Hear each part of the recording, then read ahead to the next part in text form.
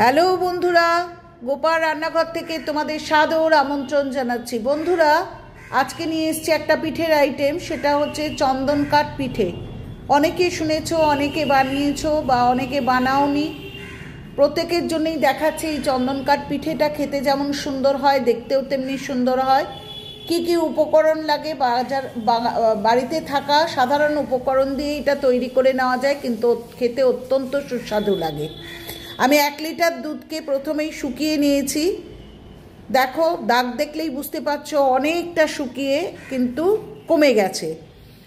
এরপর আমি গোবিন্দভোগ চাল নিয়েছি হাফ কাপের মতো, সেটা ভালো করে ধুয়ে একটা ডিশে করে আমি ছাদে রোদ্দুরে শুকিয়ে নিয়েছি এবং শিলনোড়াতে এটা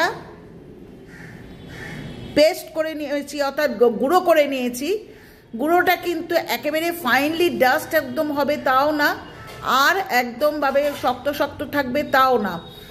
বাজারের চালের গুঁড়ো ব্যবহার করো না, নিজেরাই কিন্তু বাড়িতে গোবিন্দভোগ চাল ধুয়ে এইভাবে শুকিয়ে কিন্তু গুঁড়ো করে নিও।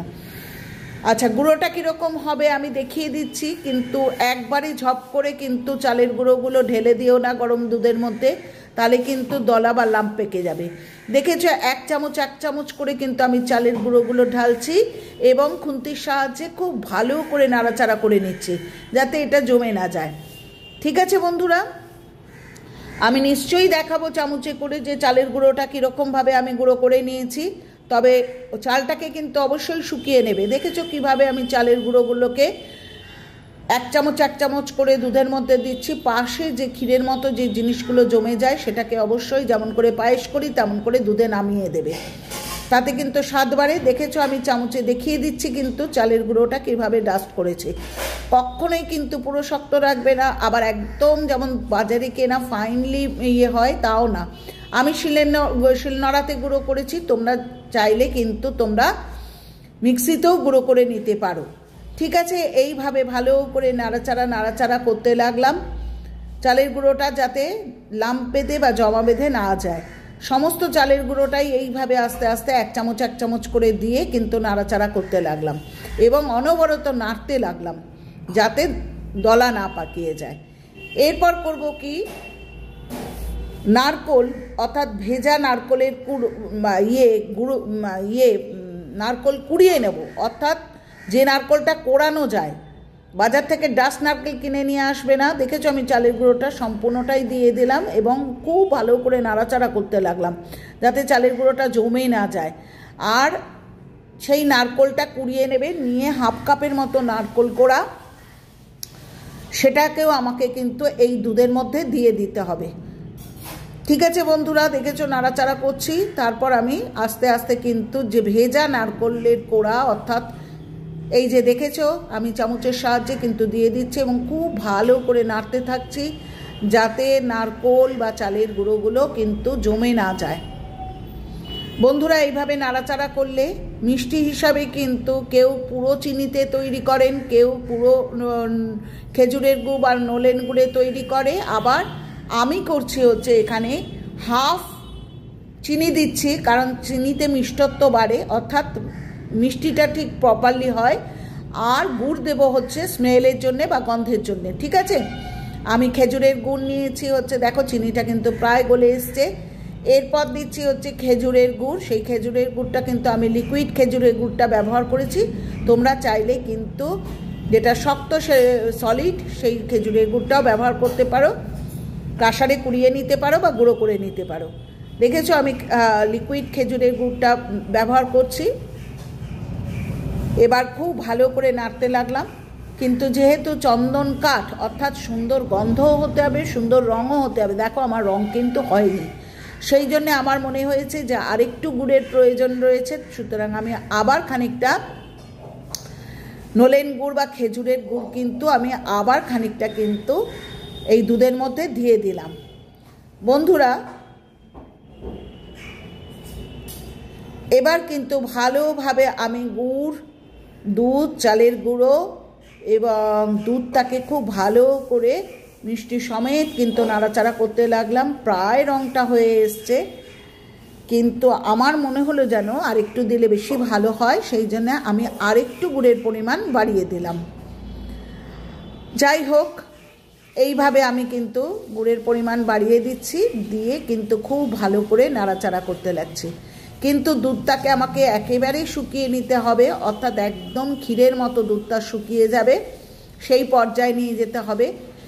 এই সময় বলে না, সব সময় কিন্তু কাজটা করবেন কিন্তু মিডিয়াম ফ্লেমে, অর্থাৎ হাই ফ্লেমে করবেন না, তাতে জমে যাবে।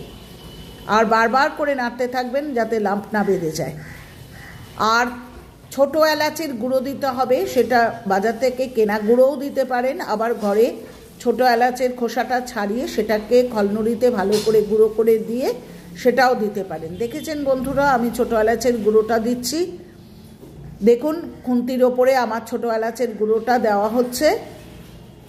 এবার আমি সেই ছোট এলাচের গুঁড়োটাকেও কিন্তু দুধের সাথে খুব ভালো করে, দেখেছেন খুন্তির ওপরে ছোট এলাচের গুঁড়ো দেওয়া হয়েছে, সেটা আমি দুধে মিশিয়ে দেবো এবং ভালো করে কিন্তু দুধের সাথে মেশাতে থাকবো। হয়ে গেল আমার মোটামুটি সব উপকরণ দেওয়াই। এরপর আরেকটি জিনিস বাকি আছে। আমি একটা বড় থালা নিয়েছি, সেই থালাটার মধ্যে 1 চামচ ঘি দিয়ে থালাটার চারপাশে খুব ভালো করে ঘি দিয়ে মাখিয়ে নেব, ঠিক আছে। আর দুধটাকে আমি খুব ভালো করে নাড়াচাড়া করছি যতক্ষণ পর্যন্ত না ক্ষীরের মতো শুকোতে থাকে। এরপর আমি এই যে ঘিটা দিয়েছি, এই ঘিটাই কিন্তু আমি 1 থেকে 2 চামচ পর্যন্ত দুধের মধ্যেও দেব। সারা বাড়ি ময় গন্ধ, একদিকে গোবিন্দভোগ চালের গুঁড়োর গন্ধ, একদিকে দুধের গন্ধ, একদিকে নারকোলের গন্ধ, একদিকে খেজুরের গুড়ের গন্ধ, একদিকে ঘিয়ের গন্ধ, একদিকে ছোট এলাচের গুঁড়োর গন্ধ, অর্থাৎ সব মিলিয়ে বাড়ি মম করছে সুন্দর গন্ধে। এই হলো চন্দন কাঠ পিঠে। দেখুন কালারটাও কত সুন্দর এসছে। এইভাবে শুকিয়ে নিতে হবে, যেহেতু ঘি দিয়েছেন সুতরাং কড়াই থেকে এটা ছেড়ে ছেড়ে আসবে শুকোতে গেলে। দেখুন একদম শুকিয়ে কিন্তু এটা ক্ষীরের মতো আকার ধারণ করাতে হবে। তারপর আমি থালায় যে ঘি দিয়ে যে চারপাশে যেটা মাখিয়ে নিয়েছি সেইখানে কিন্তু আমি একদম যখন শুকিয়ে যাচ্ছে সেই অবস্থায় তুলে কিন্তু আমি সেই থালার মধ্যে ঢেলে দিচ্ছি। দেখুন আমার একদম শুকিয়ে গেছে।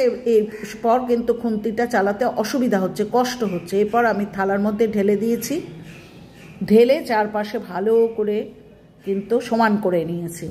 এরপর আমি ফ্রিজের মধ্যে এটাকে ঢুকিয়ে রাখছি 2 থেকে 3 ঘন্টা মতো সময় ধরে, বা আপনি বাইরেও রাখতে পারেন, তবে ফ্রিজে রাখলে খুব তাড়াতাড়ি, আমি ডিপ ফ্রিজে রেখেছিলাম, তাড়াতাড়ি শক্ত হয়ে গেছে।